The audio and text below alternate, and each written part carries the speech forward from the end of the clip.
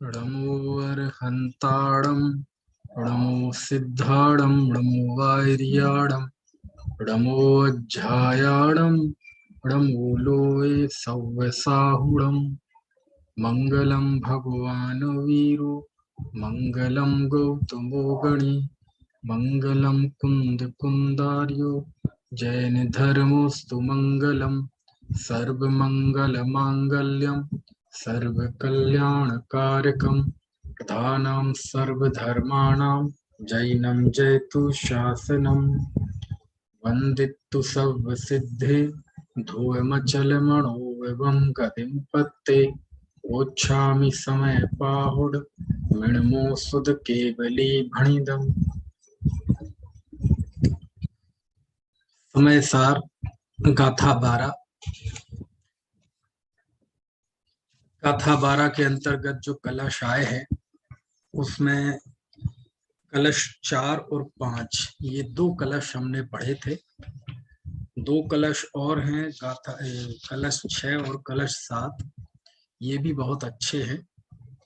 ये 6वां ही कलश है जिसमें ये कहा गया है कि अपनी आत्मा को पर द्रव्य से भिन्न देखना सम्यक दर्शन है और 9 तत्वों की परिपाटी छोड़कर एक आत्मा ही हमें प्राप्त हो। यानी 9 तत्व की परिपाटी ये व्यवहार का विषय है और उसका निषेध कर हमें शुद्ध नय के विषयभूत आत्मा की प्राप्ति हो, ऐसी इसमें भावना भाई गई है। और 7वें कलश में ये कहा गया है कि शुद्ध नय के अधीन जो आत्म ज्योति है वह प्रकट होती है, वह 9 तत्वों को प्राप्त होने पर भी अपने एकत्व को छोड़ती नहीं है ना।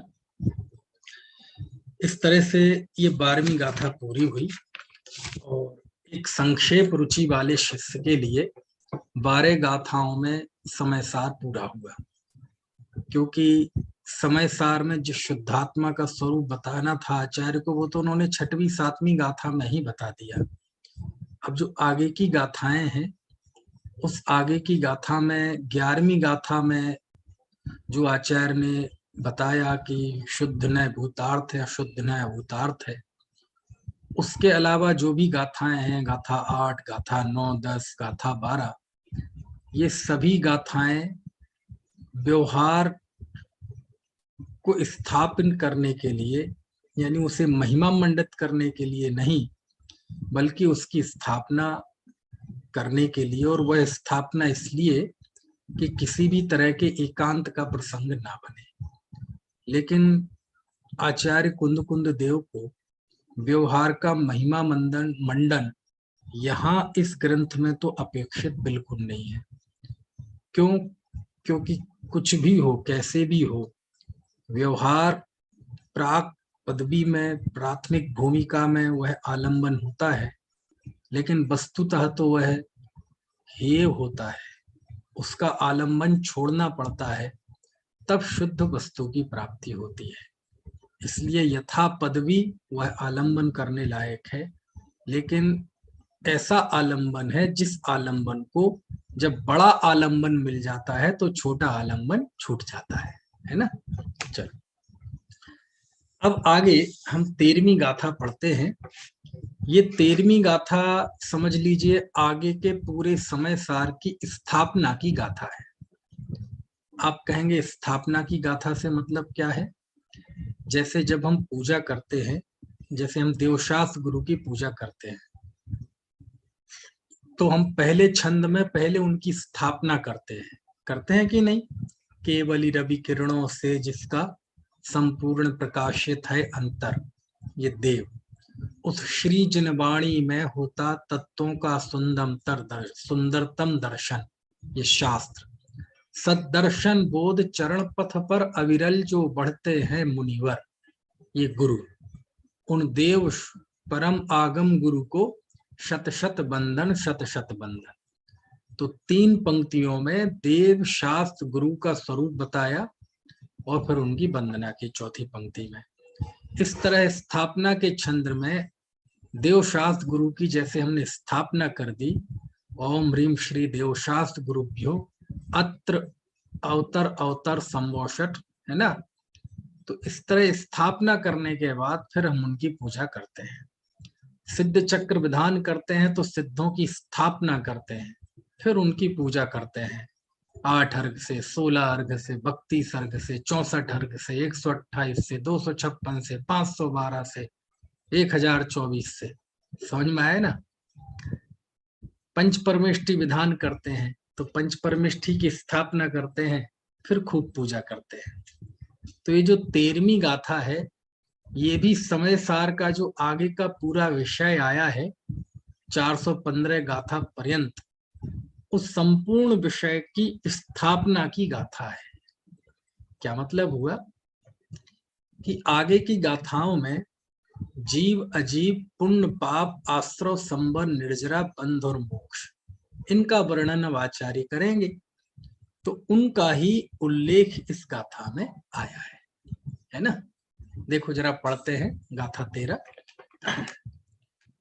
भूदत्थेढ़ा विगदा जीवा जीवाय पुण्य पावं च आसौ संवरणिज्जर बंधो मुखो यसम्मत्तम। चलिए सब लोग एक बार मिल के पढ़ते हैं, आप लोग भी पढ़े साथ में। भूदत्थेढ़ा विगदा जीवाय पुण्य पावं च आसौ संवरणिज्जर बंधो मुखो यसम्मत्तम।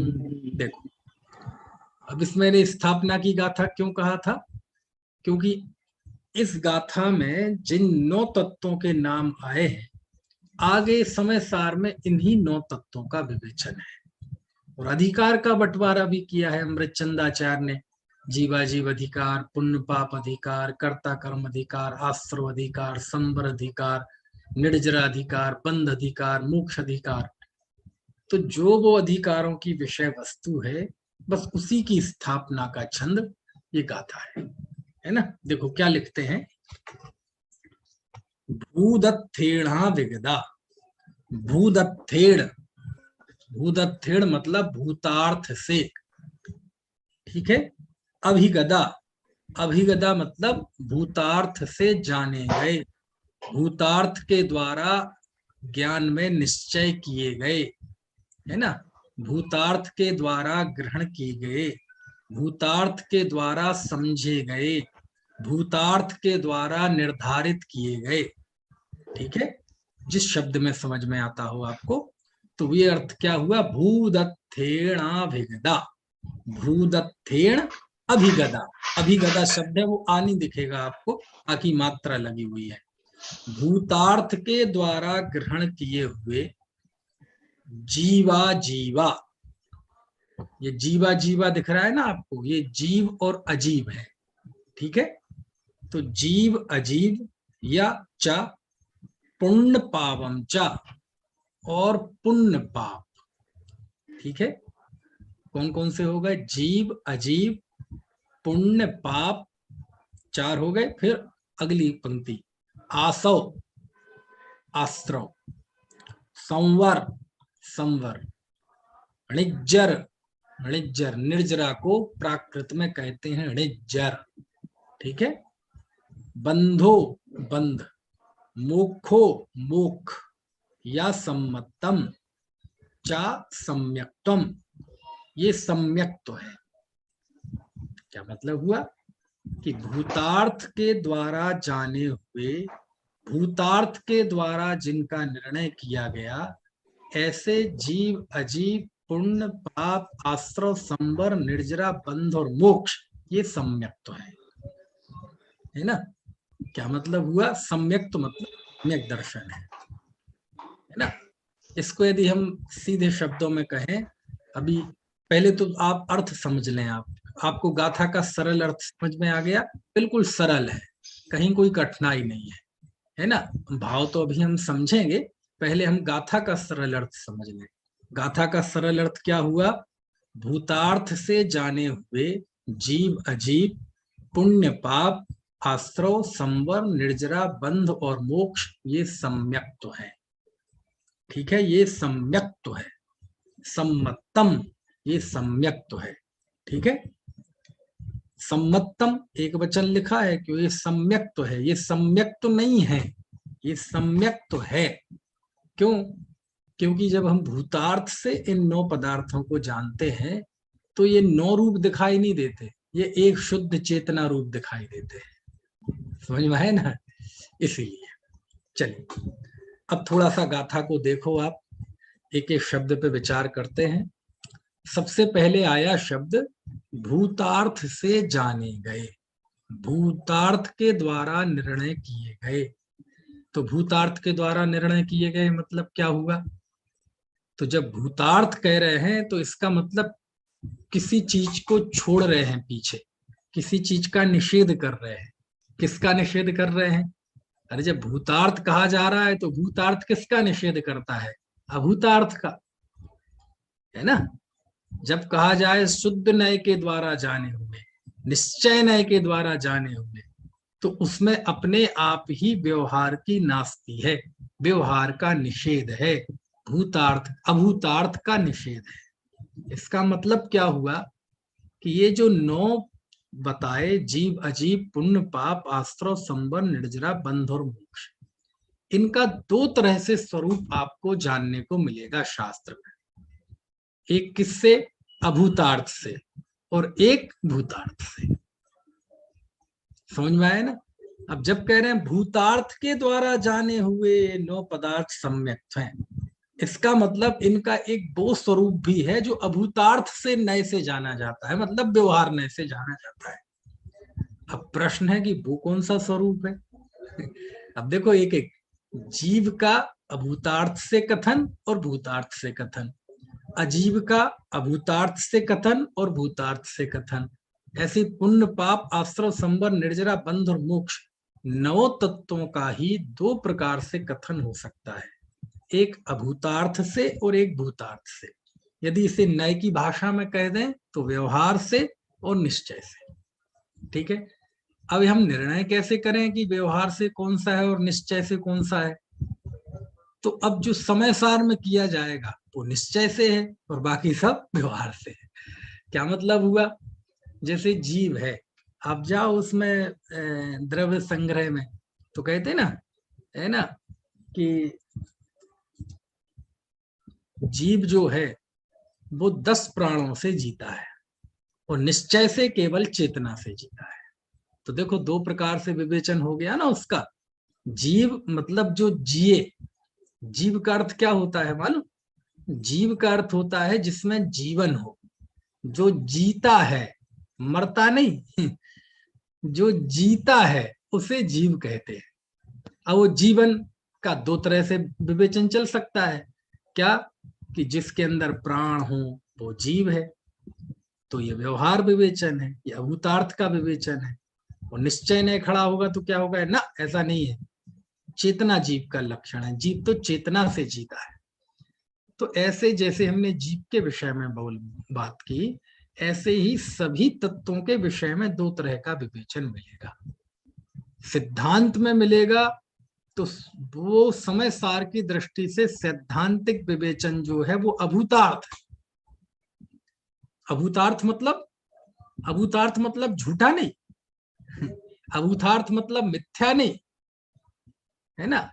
अभूतार्थ यानी जैसा व्यवहार ने सिद्धांत ने जैसा निरूपण किया, उस निरूपण से, उस ज्ञान से आत्मा की अनुभूति होने वाली नहीं है, बस इसका नाम है वो अभूतार्थ है। समझ में आया ना? देखो समय सार को मैंने जब 5वीं गाथा पर हमने बात की थी तो वहां ये बात आई थी कि 5वीं गाथा बिल्कुल यहाँ माथे पे लिख लो, यहाँ माथे पे लिख लो, इसको तो कभी भूलना ही नहीं। कि आचार्य कह रहे हैं तम एयत बेहत्तम दाये हम अपड़ो सभी बेड़, मैं एकत्व विभक्त आत्मा को निज वैभव से दिखाऊंगा। यानी समय सार में भूतार्थ क्या है? जो आत्मा दिखाए जो वो भूतार्थ है, और जो आत्मा शुद्धात्मा ना दिखाए वो अभूतार्थ है। बस ये परिभाषा है। भूतार्थ क्या है? भूतार्थ मतलब सच्चा, अभूतार्थ मतलब झूठा। ये सब बातें ठीक है, भूतार्थ मतलब जो वस्तु का सच्चा कथन करे, अभूतार्थ मतलब जो उपचरित कथन करे, संयोग का कथन करे, सब ठीक है। लेकिन अब जो मैं कह रहा हूं वो ध्यान रखें। क्या है? भूतार्थ मतलब जो शुद्धात्मा अनुभूति कराए, बस वो भूतार्थ है। और अभूतार्थ यानी वो जो उससे दूर ले जाए, बस वो अभूतार्थ है। समय सार में हर चीज एक ही कसौटी पर देखी गई है। एक ही समय सार की हर एक व्याख्या का एक ही पैरामीटर रखें कि कौन सी बात, कौन सी चर्चा शुद्धात्मानुभूति को दर्शाती है, शुद्धात्मा का स्वरूप दर्शाती है, बस वो दर्शाती है तो सही है, नहीं दर्शाती है तो अभी हमने समय सार नहीं पढ़ा। समझ में आया ना? तो भूतार्थ यानी, अब भूतार्थ से जब हम ये 9 तत्वों को जानते हैं तो अब एक एक का देखो जरा। जैसे हमने जीव की बात की, तो जीव भूतार्थ से कैसा है? शुद्ध चेतनामय वस्तु। और अभूत से प्राण वाला, इंद्रिय वाला, जाति वाला, गति वाला, ये सब उसकी व्यवहार व्याख्या है, अभूतार्थ व्याख्या है। तो झूठा है क्या? जीव कभी इंद्रिय वाला, जाति वाला नहीं होता क्या? हाँ होता है, लेकिन ऐसे ज्ञान से, ऐसे श्रद्धान से आत्म उपलब्धि नहीं होती, इसलिए वो अभूतार्थ है। वो संयोग का ज्ञान करा रहा है, वो स्वभाव का ज्ञान नहीं करा रहा। वो जीव की क्षणिक कुछ समय की परिस्थिति का ज्ञान करा रहा है। वो जीव की शाश्वत वस्तु स्वरूप का, शाश्वत वस्तु स्थिति का ज्ञान नहीं करा रहा कि वह शाश्वत अनादि अनंत शुद्ध चेतनामय वस्तु है, इस बात को नहीं बता रहा। वो कुछ देर का संयोग बता रहा है, कुछ देर के जो पढ़ाव होते हैं, जीव के स्टेशंस बीच में पढ़ते हैं, उनका ज्ञान करा रहा है। समझ में आया ना? ऐसे ठीक है। तो ये बात क्यों बताई कि भूतार्थ से जाने हुए 9 पदार्थ, यानी जिनागम में ज्यादातर जीव आदि 9 तत्वों का अभूतार्थ नए से कथन है। समझ में है ना? और समय सार कहता है कि वो सम्यक्त नहीं है।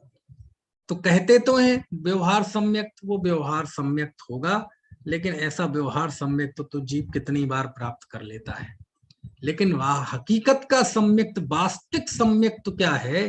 तो कहते हैं इन जीव आदि 9 तत्वों का जो शुद्ध नय से कथन है, वो जो बताता है 9 तत्व, उसकी श्रद्धा का नाम सम्यक्त है।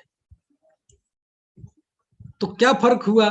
अरे भाई साहब, जब भूतार्थ से 9 तत्वों को देखते हैं तो हकीकत में 9 तत्व दिखाई नहीं देते। शुद्ध नय से जब 9 तत्वों को देखते हैं, जीव अजीब, पुण्य पाप, आश्रव, संवर, निर्जरा, बंध और मोक्ष, तो 9 पना दिखाई नहीं देता। शुद्ध नय से 9 तत्वों को देखने पर एक शुद्ध चैतन्य ज्योति दिखाई देती है। समझ में आया ना? तो उन 9 तत्वों की ज्योति, 9 तत्वों को निश्चय से देखना मतलब उन 9 तत्वों में छुपी हुई एक शुद्ध चैतन्य वस्तु को देखना, बस उसका नाम सम्यक्त है। समझ में आया ना? ऐसा ठीक है। चलिए अब और जरा आगे देखो आप। यहां एक प्रश्न उठ सकता है। अच्छा, आपसे पूछा जाए तत्व कितने होते हैं, तो आप कहेंगे 7 होते हैं, ठीक है। और आपसे पूछा जाए कि नाम बताइए, तो मैं पूछूंगा नहीं, लेकिन अब बस आप सिर हिला देना। मैं बोलता हूं, आप जैसे मैंने कहा, जीव अजीब, आश्रव, बंध, संवर, निर्जरा, मोक्ष, ये 7 तत्व है। यही है ना? सब लोग सिर हिला दीजिए, यही है, इससे अलग तो नहीं है ना कुछ। अब इसमें 9 है, 9 भी है और क्रम भी अलग है। ऐसा क्यों? क्या कहा? फिर से प्रश्न, विनीत भाई साहब, प्रश्न क्या है हमारा? 9 है ये और क्रम भी अलग अलग है। अच्छा, ये क्रम क्यों है? यहां जो क्रम दिया, ऐसा क्रम क्यों दिया? जीव अजीब, पुण्य पाप, आश्रव, संवर, हमें तो ये याद है, आश्रव, बंध, संवर, निर्जरा, मोक्ष। यहाँ तो है आश्रव, संवर, निर्जरा, बंध और मोक्ष। ऐसा क्यों है? ये क्रम क्यों है आखिरकार? वो क्रम क्यों नहीं है? कौन सा? जीव अजीव, आश्रव, बंध, संवर, निर्जरा, मोक्ष, जो हमने तत्वार सूत्र में पढ़ा है। अपने साथ बढ़िया है, अपन तत्वार सूत्र पढ़ के आए और समय सार पढ़ रहे हैं। समझ में आए ना? इसलिए दोनों पढ़ी हुई चीज है। तो देखो, अच्छा आप बताओ, आप में से कोई बताना चाहे, यहाँ ये 9 तत्व, ये क्रम बदल क्यों दिया कुंद कुंद देव ने? ये क्रम क्यों लिया है ऐसा है? तो देखो अब बताते हैं, मैं बता, आप में से कोई बताना चाहे तो अनम्यूट कर सकता है अपने आप को। चलिए मैं बताता हूं। अरे बदला कुंद कुंद देव ने नहीं है, प्राचीन क्रम यही है। तत्वार सूत्र के पहले जाएंगे तो कुंद कुंद देव के आगम देख लीजिए, मूलाचार देख लीजिए। मूलाचार में यही गाथा है, 13वीं गाथा। ये मूलाचार में भी है, गाथा 203 नंबर की गाथा। कौन से नंबर की? गाथा 203 मूलाचार, उसमें यही गाथा है। आज भी कुंद कुंद देव की 35 से ज्यादा गाथाएं हैं मूलाचार में। तो मूलाचार में जो 203 नंबर की गाथा है वो यही है। इसका मतलब मूलाचार में भी 9 तत्व हैं और क्रम भी यही है। भगवती आराधना में भी 9 तत्व हैं और क्रम भी यही है। इसका मतलब क्या है? तत्वार सूत्र के पहले के जो उपलब्ध आगम हैं, उन आगमों में 9 हैं और क्रम भी यही है। ये समय सार में क्रम बदल दिया हो कुंद कुंद देव ने, ऐसा नहीं है। मूलाचार में भी ये गाथा है तो वहां भी क्रम है, भगवती आराधना में भी ऐसा ही क्रम है। इसका मतलब क्या है? प्राचीन जो परंपरा है वो 9 पदार्थों, 9 तत्वों की है और वो भी यही क्रम की है। तो 7 तत्व कैसे आ गए? 7 तत्व का नाम भी कुंद कुंद देव ने सीधे नाम तो नहीं लिया, लेकिन 7 तत्व, सत्य तच्च, ऐसा दर्शन पाहुड़ की गाथा में आता है। 7 तत्व उन्होंने वहां उल्लेख किया है ना। लेकिन जब क्रम आता है या नाम आते हैं तो जगह जगह यही आते हैं, ये 9 आते हैं और उनका क्रम भी यही होता है ना। एक बार हमने किसके मुंह से सुना था, बहुत पहले, मुझे ध्यान नहीं है, और कई बार सुना था, और वो एक स्थापित जैसी बात हो गई थी कि ये समय सार में 9 तत्वों का ये जो क्रम है वो इसलिए लिया है। तो उसके पीछे जो कारण बताया जाता, मैं भी सुनता था तो मान लेता था, लेकिन जब मैंने इन चीजों को देखा तो फिर वो बात सही नहीं है। क्या? कि बोले समय सार को आचार्य कुंद कुंद देव ने एक नाटक के रूप में लिखा है। नहीं नहीं नहीं, ऐसा नहीं है। कुंद कुंद देव ने एक नाटक नहीं लिखा। कुंद कुंद देव ने कभी नहीं सोचा था, क्योंकि नाटक के रूप में कल्पना तो इसकी आचार्य अमृतचंद स्वामी ने की है, टीकाकार ने, कुंद कुंद देव के 1000 साल बाद। कुंद कुंद देव ने नहीं सोचा था कि मैं उन्होंने तो अधिकारों का बंटवारा भी नहीं किया। ये सारा श्रम है ना आचार्य अमृतचंद स्वामी ने किया।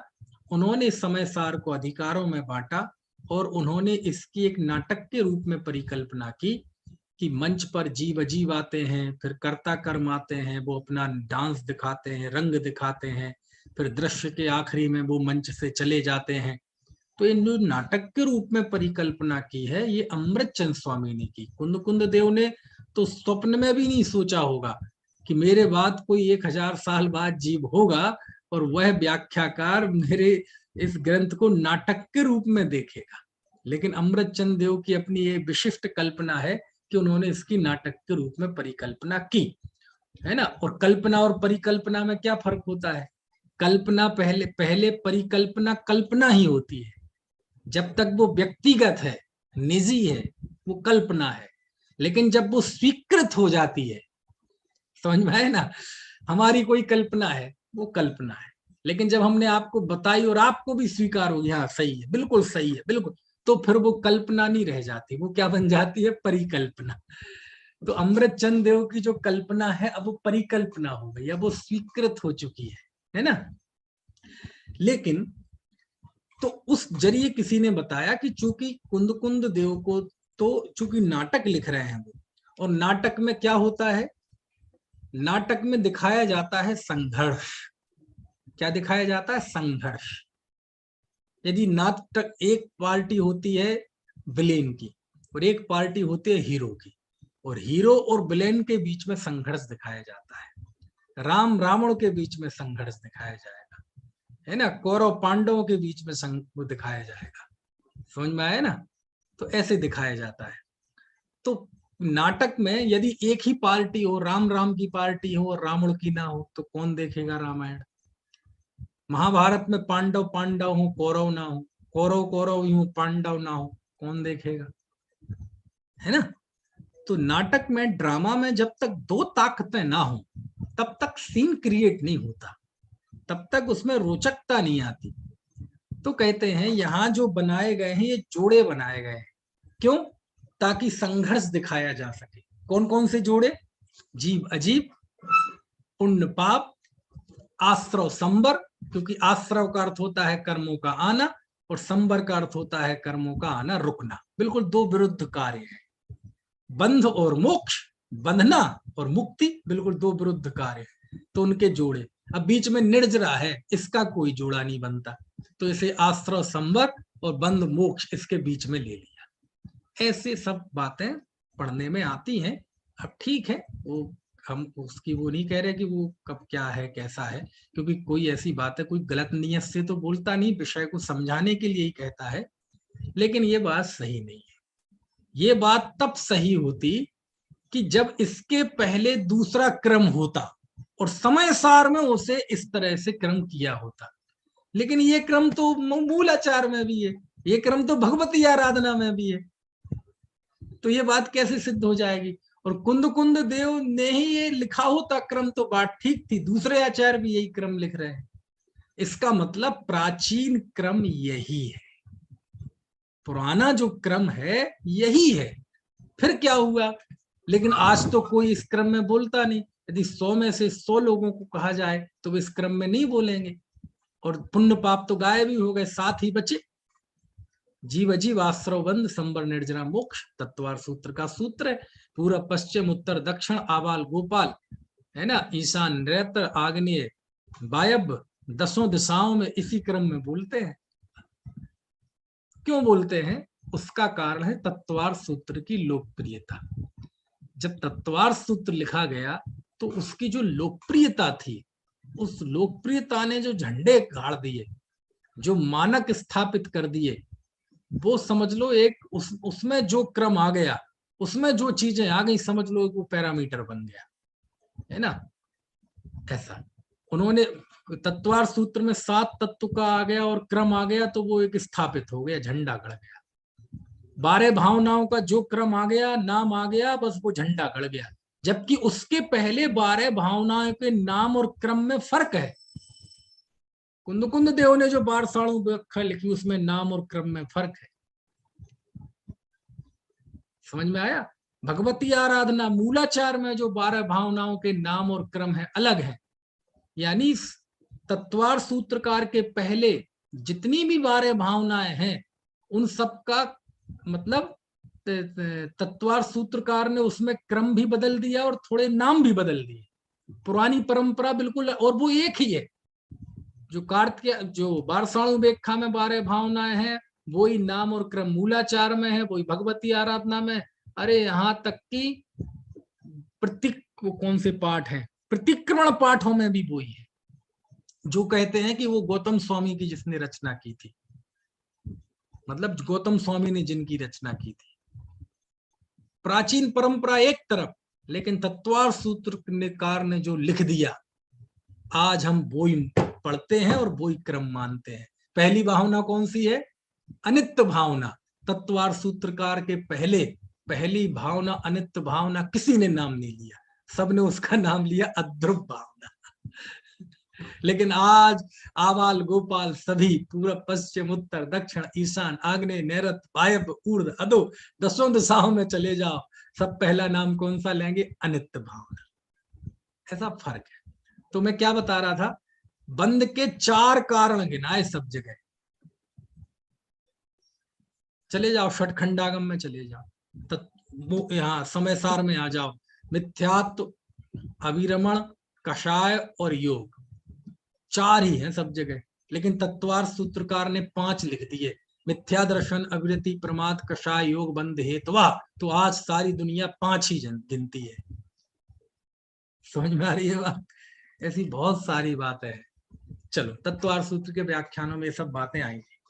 तो ये केवल मैंने एक छोटी सी बात के लिए सारी बात बताई कि ये जो 9 तत्वों का जो क्रम ये दिखाई दे रहा है, ये समय सार के लिए कुंद कुंद देव ने स्पेशल बनाया हो ऐसा नहीं है, ये ही प्राचीन क्रम है।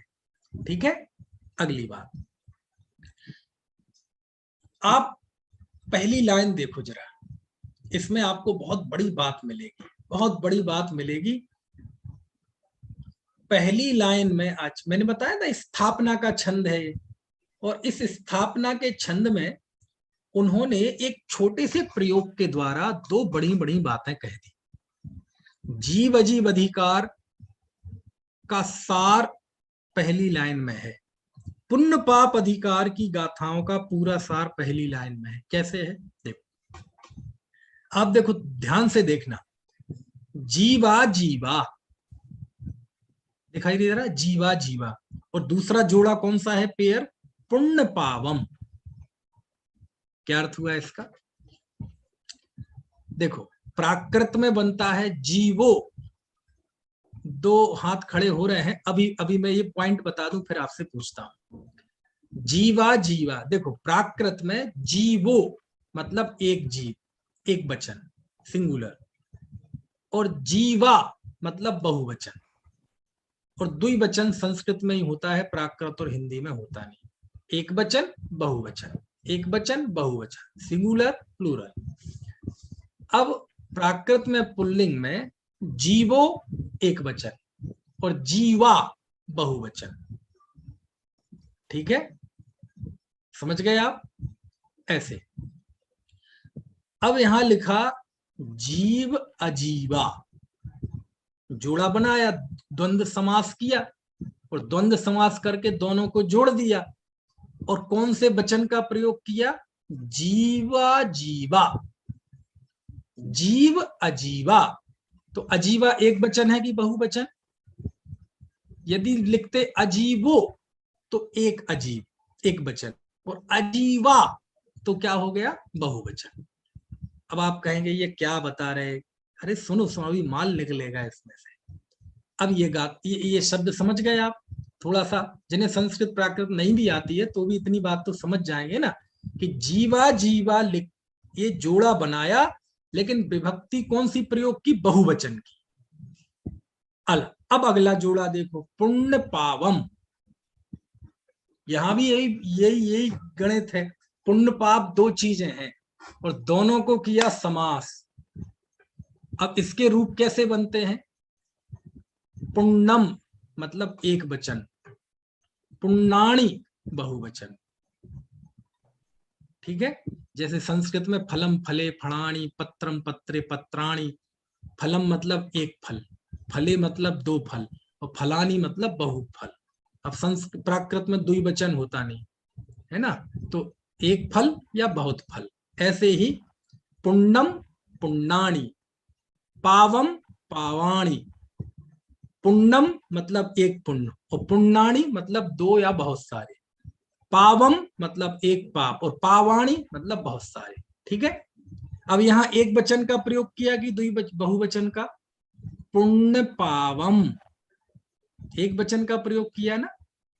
आचार्य देव, गाथा नहीं बदली, अरे पंक्ति नहीं बदली, और एक ही पंक्ति में दो जगह द्वंद्व समास का प्रयोग किया, दो जोड़े बनाए, एक में बहुवचन का प्रयोग और एक में एक वचन का प्रयोग। ये क्या चक्कर है, प्रश्न समझ में आ गया मेरा कि नहीं, प्रश्न समझ में आएगा तो मजा आएगा, उत्तर में मजा आएगा। क्या है प्रश्न, एक ही पंक्ति, हमारे सुशील भाई साहब दिख रहे भोपाल वाले, इन्होंने संस्कृत पढ़ी है। जीवा जीवा बहुवचन का प्रयोग, ऐसा ही जोड़ा अगला फिर बनाया, पुण्य पावम, वहां एक वचन का प्रयोग। आचार्य देव को लगता है व्याकरण का ज्ञान नहीं है, ऐसे लोग अर्थ निकाल लेते, ऐसे भी है बहुत सारे, है ना, महापुरुष। बोले आचार्य को प्राकृत का ज्ञान नहीं है, व्याकरण का ज्ञान नहीं है, एक ही लाइन में दो जगह दो जोड़े बनाए, एक में एक वचन का प्रयोग, एक में बहुवचन का प्रयोग, कुछ पता ही नहीं है, या तो दोनों जगह बहुवचन का करो या दोनों जगह एक ही वचन का करो। ओ भाई सुनो जरा, है ना, महापुरुषों के वचन को समझना पड़ता है, अपनी अकल नहीं थोपनी पड़ती। प्रश्न समझ में आ गया कि नहीं, अब देखो, अब मजा तो अब आएगा, कहते देखो आचार्य ने बहुत बड़ी बड़ी बातें छोटे से व्याकरण के प्रयोग से बता दी। क्या? जीवाजीव यद्यपि व्याकरण की दृष्टि से दोनों में द्वंद्व करके एक साथ लिया, जोड़ा बनाया, लेकिन बहुवचन का प्रयोग किया। बहुवचन का प्रयोग किया मतलब ये दोनों भले ही एक साथ दिखाई दें, संधि कर दिया, समास कर दिया, बावजूद इसके दोनों अलग अलग हैं, दोनों मिलकर एक नहीं हो सकते। और पुण्य पाप ये दो हैं, लेकिन दोनों को मिला के एक वचन का प्रयोग किया कि ये भले ये दो दिखाई दे अज्ञानी संसारी जीवों को, लेकिन ये दो नहीं है, दोनों एक है। इसलिए पुण्य पाप के साथ किया एक वचन का प्रयोग और जीवाजीव के साथ किया बहुवचन का प्रयोग। ये जीव अजीब कितने ही मिले हुए दिखाई दें, समझ में आए ना, अपन और इसका विस्तार कर लें, भाव विस्तार, तो एक क्षेत्रावगाय रूप संबंध वाले दिखाई दें, अनादि संबंधे चा, कारमाण और तेजस शरीर का अनादि काल से जीव के साथ संबंध है, तथापि बहुवचन ही रहेंगे। बहुवचन ही रहेंगे मतलब दोनों मिलकर कभी एक नहीं होंगे, दोनों अलग अलग ही थे, अलग अलग ही हैं, अलग अलग ही रहेंगे। ये रहस्याचार्य ने जीवा जीवा ये दो जोड़ा तो बनाया, लेकिन दोनों में बहुवचन का प्रयोग करके ये बात हमें बता दी। और पुण्य पाप कहते कितने ही तुम दोनों की व्याख्या कर लो कि पुण्य स्वर्ग में ले जाता है, पाप नरक में ले जाता है, पुण्य विशुद्ध रूप है, पाप संकलेश रूप है, पुण्य सुगति का कारण है, पाप दुर्गति का कारण है, एक का फल सुख है, एक का फल दुख है, कितने ही तुम उसमें भेद कर लो, लेकिन ध्यान रखो, क्या ध्यान रखें? दोनों एक हैं। इसलिए दोनों मिला के आचार्य ने कौन सा वचन का प्रयोग किया? एक वचन। पुण्य पावाणी नहीं लिखा, पुण्य पावम, दोनों को एक यूनिट बनाया। आप यूनिट वाली बात तो समझ गए ना दोनों को एक यूनिट बनाया, और जीव अजीव में दोनों को अलग अलग यूनिट बनाया। ये बात यानी जीवाजीव अधिकार का सार यही तो है कि जीव अजीव दोनों भिन्न भिन्न है, और पुण्य पाप अधिकार का सार यही तो है कि पुण्य पाप दोनों एक है। अब दो अधिकारों का सार आचार्य ने यहां बता दिया पहली पंक्ति में। कुछ बात समझ में आ गई? ये इशारे होते हैं। अच्छा, ये बात किस किस को समझ में आ गई? जरा हाथ खड़े करो तो जो मुझे तसल्ली सी हो जाए है? चलो, ज्यादातर लोगों को समझ में आ गई है ना? सुरेश जी, आपको नहीं आई समझ में? पंडित जी मुझे समझ में आ गया, लेकिन जीवा जीवा जो किया है उसमें एक वचन और बहुवचन मेरे ध्यान में नहीं आया, इस वक्त मैं रुका हूँ। अच्छा, जीवो हो रहा है, अजीबो ये कहलाता है एक वचन, उसका रूप मुझे ध्यान में नहीं आ रहा, इस वक्त मैं रुका हूँ। अच्छा अच्छा, ऐसे बनता है जैसे संस्कृत में बनता है रामः रामौ रामाः, तो रामौ तो हटा ही दो प्राकृत में, क्योंकि द्विवचन होता नहीं, तो रामः रामौ रामाः, तो औ हटा, रामः रामाः। ऐसी प्राकृत में बनता है जीवो एक जीव, जीवा बहुत सारे जीव, अजीबो एक अजीब, अजीबा बहुत सारे अजीब। ठीक है, तो जीव अजीब दोनों लिया, लेकिन बहुवचन लिया, समास करते हुए भी, संधि करते हुए भी बहुवचन लिया। क्यों? क्योंकि दोनों भिन्न भिन्न हैं, तो अनेक हैं, वो दोनों मिलकर एक नहीं होते। और पुण्य पाप दो हैं, लेकिन उनके साथ मिलाकर आचार्य ने एक वचन का प्रयोग किया। क्यों? क्योंकि पुण्य पाप दोनों एक यूनिट है, एक ही है। समझ में आया ना? समझ में आया मेरे इसलिए ठीक है। फिर कोई कहेगा कि फिर आप ऐसा क्यों कहते हैं कि ये 9 तत्व हैं? नहीं, आचार्य कहाँ लिख रहे हैं 9 तत्व हैं, वो तो 9 संख्या नाम ही नहीं लिख रहे। समझ में है ना? वो तो 9 ऐसा कुछ लिख ही नहीं रहे कि ये 9 है कि कितने हैं। क्यों? आचार्य को पता 9 पना देखना व्यवहार है, और एकत्व देखना ये निश्चय है। समझ में आया ना? ऐसा अमृत चंदाचार्य ने 9 तत्व गतत्व कह के इनको 9 को लिया है। लेकिन उन्होंने गाथा में ऐसे व्याकरण के प्रयोग के द्वारा उनको दर्शा भी दिया और उस तरफ इशारा भी कर दिया कि ये एक है, ये भिन्न भिन्न है ना, ऐसा। अब पूछिए प्रश्न। एक भंडारी जी का हाथ था, एक नेहा का हाथ था। भैया जय हिंद भैया, मेरा क्वेश्चन ये था कि आचार्य उमा स्वामी ने तत्व का सीक्वेंस तो चेंज कर दिया, वो तो ठीक है, बट पहले जो 9 तत्व थे तो उनको कम करके 7 क्यों कर दिया? ऐसा प्रश्न पूज्यपाद स्वामी ने सर्वार सिद्धि में पूछा है। पूज्यपाद स्वामी ने प्रश्न खड़ा किया, जो सूत्र है ना तत्वार्थ सूत्र का सूत्र, कौन से नंबर का बैठेगा? 5वें नंबर का, नहीं 4थे नंबर का, चौथे ही बैठेगा ना, जीवा जीवास्त्र बंध संबर निर्जरा मोक्षास्तत्वम। तो इस सूत्र की टीका में पूज्यपाद स्वामी ने सर्वार्थ सिद्धि शास्त्र में, देवनंदी पूज्यपाद स्वामी ने प्रश्न पूछा कि आपने पुण्य पाप क्यों छोड़ दिए। वहां 2 बातें बहुत महान आई है। पहले प्रश्न तो क्या था कि आपने पुण्य पाप कैसे छोड़ दिए। अब 9 होने चाहिए ना, तो कह दी छोड़ दिए, सही छोड़े, 7 ही ठीक है। बोले क्यों? बोले पुण्य पाप आश्रय और बंध के अंतर्गत शामिल है, वो उसके ही विशेष भेद है। तो एक गजब जवाब तो उन्होंने ये दिया। तो उससे एक बात तो निकल कर आ गई, क्या? कि पुण्य पाप दोनों आश्रय और बंध के भेद है। मतलब वो हे तत्व है, वो संसार के कारण है, वो उपादेय नहीं है।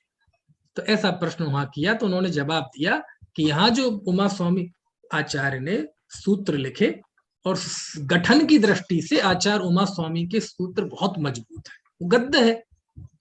और सूत्र जितने संक्षेप हो और अर्थ जितना गंभीर हो उतने ज्यादा बढ़िया है। तो उन्हें तो संक्षेप करना था, तो उन्होंने पुण्य पाप को शामिल कर लिया आश्रय बंध में, है ना। इस तरह से उन्होंने 7 लिए। और क्रम का कारण भी लिखा पूज्यपाद स्वामी ने, है ना। तो चलो वो क्रम वगैरह तो टीकाकार का अपना एक ड्यूटी होती है कि सूत्र में जो कुछ है उस बात को वह अपनी तरह से सिद्ध करे, है ना। है अब षटखंडागम में मंगलाचरण है तो मंगलाचरण करना चाहिए, क्यों करना चाहिए, टीकाकार उसकी बात करते हैं। अब और वही टीकाकार जब कसाय पाहुड़ की टीका करते हैं तो कसाय पाहुड़ में मंगलाचरण नहीं है, तो कहते हैं मंगलाचरण की जरूरत क्या है। ये काम अपने आप में मंगल है ना।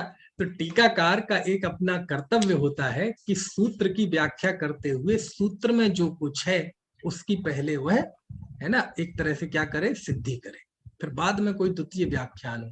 तो चूंकि तत्वार्थ सूत्रकार ने 7 लिए तो पूज्यपाद आचार्य उसको सिद्ध करते हैं। तो बोले आचार्य तो पुण्य पाप कहाँ गए, तुम्हारे गुरु ने 9 बताए हैं। तो पूज्यपाद स्वामी कह रहे भैया आचार्य देव ने पुण्य पाप को शामिल करके 7 करके उसे संक्षेप कर दिया। आपको विशेष जानना है तो पुण्य पाप अलग। तो फिर कुंद देव ने पुण्य पाप अलग क्यों किए? अरे कुंद देव ने नहीं किए, उस समय के जो भी दूसरे आचार्य भी वहां भी यही है ना। इसलिए कुंद देव ने अलग से बना दिए पुण्य पाप, ऐसा नहीं है ना। चलो ठीक है। भंडारी जी का कोई प्रश्न था? नहीं यही था साहब। अच्छा यही था। हाँ चलो बस इतना ही है कि इनको किसने आज्ञा दिया कि मतलब अपने पूर्व आचार्यों को फिर मानना चाहिए, फिर इन्होंने फिर नई पद्धति शुरू किया, नवीन पद्धति? नहीं क्या है दरअसल आपको बताएं, तत्वार्थ सूत्र जो है वो सूत्र की जो टेक्निकल व्याख्या है व्याकरण की दृष्टि से, उन अर्थों में वो सूत्र है कि सूत्र मतलब जो शब्द कम हो, संक्षेप हो और अर्थ पूरा हो, तो उस अर्थ में वो सूत्र है। वो संक्षेप में ज्यादा कहना चाहते हैं, कौन? उमा स्वामी का, और उसमें वो सफल हुए, है ना। ये है गाथाएं, है ना, वो है गद्य, ये है पद। और जब सूत्र बनाते हैं तो सूत्र तो आप देखो ना, गणित के फार्मूले जो बनते हैं तो कोशिश करते कम से कम हो, छोटे से छोटे हो, बिल्कुल थोड़े में सारी बात आ जाए, है ना। तो इसलिए वो है, बाकी कोई भाव में तो कोई फर्क है नहीं, अर्थ में तो कोई आचार्यों के अभिप्राय में तो कोई अंतर है नहीं, वो तो सबका एक ही है ना, इस तरह से। चलो एक बार गाथा पढ़ लेते हैं। भूदत्थेणा विगदा जीवा जीवाय पुण्य पावं च आसौ संवरणिर्जर बंधो मोक्षो यस्सम्मतम्। अब देखो बाकी जो है, बाकी में सब में ऐसा कोई वो नहीं लिया है ना। आसौ संवर निज्जर बंधु मोक्षो या सम्मतम, है ना। मोक्षो में एक वचन है ना, बंधु में एक वचन, तो ऐसे। और आसव संवर निज्जर वो तो एक जुड़े हुए हैं, है ना। वो द्वंद्व समास जैसी स्थिति नहीं है उनमें कि वो कोई आपस में विरुद्ध है। बाकी एक से अधिक चीजें जब आती हैं तो उसे द्वंद्व समास ही कहते हैं, है ना। चलो तो ये 13वीं गाथा हमारी हुई, और अमृतचंद आचार्य ने इस 13वीं गाथा की खूब लंबी टीका लिखी। खूब उन्होंने इस गाथा को खूब मतलब घोंटा है समझ में है ना, घोटाई की है, उसको खूब आनंद लिया है ना। 9 तत्वों का स्वरूप बताया है ना, फिर बीच में कलश करके भी खूब आनंद लिया है। देखो ये कलश 9 कलश 10 अब आज पढ़ेंगे नहीं, क्योंकि पता नहीं आज मेरा गला सूख रहा है, थोड़ी सी आकुलता हो रही है, तो इसकी चर्चा अपन कल करेंगे। 1-2 कलश भी पढ़ेंगे। ये 9वां कलश आया है, उदयते ननय श्रीरस्तमेति प्रमाणम, बहुत प्रसिद्ध कलश है। एक 10वां कलश है आत्म स्वभावम प्रभाव भिन्नम। ये तो मुझे ध्यान आ रहा है भाई साहब अभय जी ने एक भजन के बीच में स्ट्रेंजा के रूप में लिया है इस कलश को। वो है ना वीर शासन जयंती पे भजन गाते हैं, दिव्य ध्वनि पीरा खिराई आज शुभ दिन, धन्य धन्य सावन की पहली है एकम, आत्म स्वभावम प्रभाव अत्यंत विमुक्त में। ऐसा हिंदी के वो जो वीर शासन जयंती आती है ना, पहली बार जब भगवान महावीर का उपदेश हुआ था विपुलाचल पर्वत पर, है श्रावण कृष्ण एकम, तो उस दिन का जो स्पेशल प्रासंगिक भजन उस भजन में ही डाला है संस्कृत का, है ना। चलो तो उसकी चर्चा कल करेंगे, और किसी का कोई प्रश्न हो तो पूछ लीजिए, नहीं तो फिर जिनवाणी स्तुति करते हैं। अनंत धर्मणस्तत्त्वं पश्यन्ति प्रत्यगात्मनः, अनेकांतमयी मूर्तिर् नित्यमेव प्रकाशिता।